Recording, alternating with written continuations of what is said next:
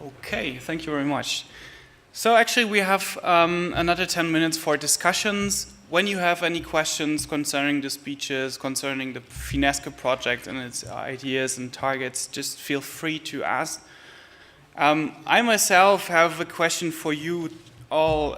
So actually you were describing different aspects of the smart utility. What do you think is the advantage of using future internet compared to other ICT solutions? Well, I try to give that message with my two examples of our work packages, which is the availability of a platforms enables quick time to market first, and it opens creating more open conditions where innovation is more possible. So because we need a lot of new ideas, I was saying we need new service, new concept. It's vital to have an open structure, and that's what future internet is bringing. Right.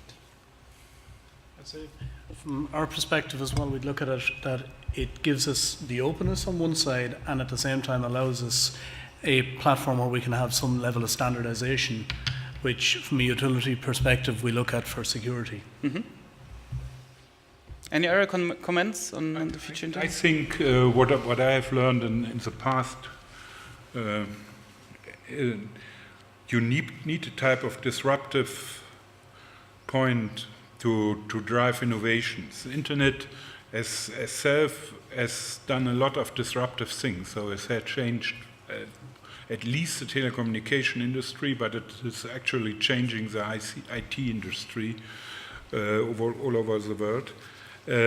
And to change energy, maybe you need, or I'm sure you need something which is disruptive. So you can learn from internet on one hand, and on the other hand you have, at least in renewable energy, you have a distribution problem. And distribution problems are typically solved in these days by internet technology.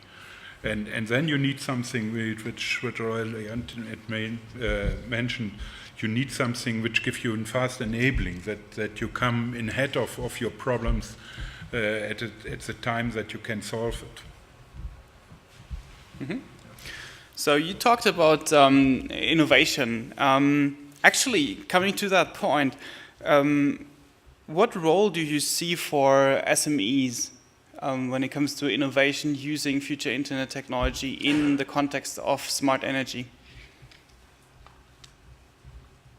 I think that plugs into the idea we have in Finesco of the Finesco API. So what we're doing is to offer a door to our platform so that any new idea can come in, and that's what is expected to be the territory for small and medium enterprise.